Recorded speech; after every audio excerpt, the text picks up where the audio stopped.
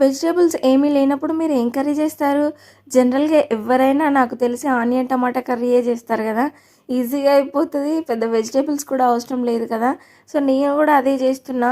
Night అయితే vegetables ఏమీ cut చేసుకోలేదు. అందుకోసమనైతే టమాటా కర్రీ అయితే చేస్తున్నా. ఇక్కడ బుజ్జిబాబుకి వాటర్ తాగిపిస్తుంటే అస్సలు తాగట్లేదు. జస్ట్ ఒక్క సిప్ చేస్తాడా, ఆ తర్వాత మళ్ళీ తాగడు. ఇంకా గట్టిగా పట్టుకొనైనా వాటర్ అయితే తాగిపిస్తా. అన్నం తినకున్నా మంచిదే కానీ వాటర్ అయితే ఎక్కువగా తాగాలి కదా, అందుకోసమని. కానీ బుజ్జిబాబు ఆపోజిట్, అస్సలు వాటర్ తాగడు.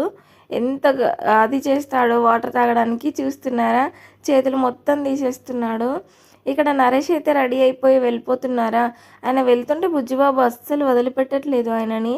ఆయనతో పాటే వెళ్తాడు కావచ్చు. ఊరికే ఆయనకే చేతులు చాపుతున్నాడు ఎత్తుకోమని. ఇంకా ఇక్కడ నరేష్ అయితే వెళ్ళిపోయారా. కోతులు చూడండి, డోర్ ఓపెన్ చేస్తే చాలు ఫుల్గా కోతులు ఉన్నాయి. అందుకోసమని నేను విండోలో నుండి క్యాప్చర్ చేస్తున్నా. ఫుల్గా కోతులు వస్తాయి మా సైడు అప్పుడప్పుడే. పొద్దున ఆనియన్ టమాటా కర్రీ అయితే చేసినా కానీ అయిపోయింది.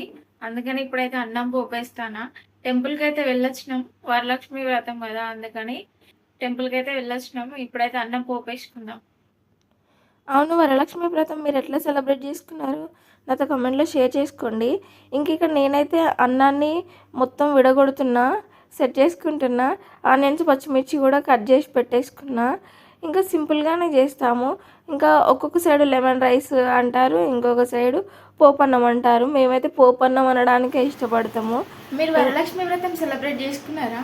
మేమైతే సెలబ్రేట్ చేసుకోం, అందుకోసమైనా టెంపుల్కి అయితే వెళ్ళొచ్చాము. జనరల్గా కొందరైతే సెలబ్రేట్ చేసుకుంటారు, ఇంకొందరు సెలబ్రేట్ చేసుకోరు కదా. సో మా సైడ్ అయితే అట్లా ఏం లేదు, అందుకోసమనైతే మేమైతే సెలబ్రేట్ చేసుకోలేదు. ఫస్ట్ అయితే పల్లీలు, కళ్యామాకు, ఇంకా పోపు దినుసులు అన్నీ వేసేసుకున్న తర్వాత ఆనియన్, పచ్చిమిర్చి వేసి ఆ తర్వాత రైస్ కూడా వేసేసి మంచిగా మిక్స్ చేసుకోవాలి. పసుపు కూడా వేసుకోవాలి. లాస్ట్లో లెమన్ పిండుకుంటే లెమన్ రైస్ అయిపోయింది. ఎంత ఈజీగా అయిపోయిందో. టేస్ట్ మాత్రం భలే వచ్చింది. చాలా రోజుల తర్వాత చేసుకున్నాము, అందుకనే ఏమో తెలీదు, బట్ బాగా వచ్చింది. అప్పటికప్పుడు ఇన్స్టెంట్గా చేసుకోవడానికి ఇదైతే బాగుంటుంది కదా, అందుకోసమనైతే నేను ఇది చేసిన. నరేష్ అయితే తినేసిండు, ఇంకా నేను కూడా తింటున్నా. బుజ్జిబాబు చూడండి ఫ్రిడ్జ్తో ఎలా ఆడుకుంటున్నాడో. ఇంకా వాళ్ళ డాడీ అయితే వచ్చి తీసుకొని వెళ్ళిపోయారు, నేను ప్రశాంతంగా తినాలి అనేసి.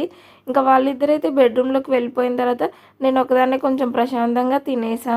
ఇంకా ఈ వీడియో మీకు నచ్చింది అనుకుంటున్నా. నచ్చితే సబ్స్క్రైబ్ చేసుకోండి. బాయ్, ఉంటా మళ్ళా.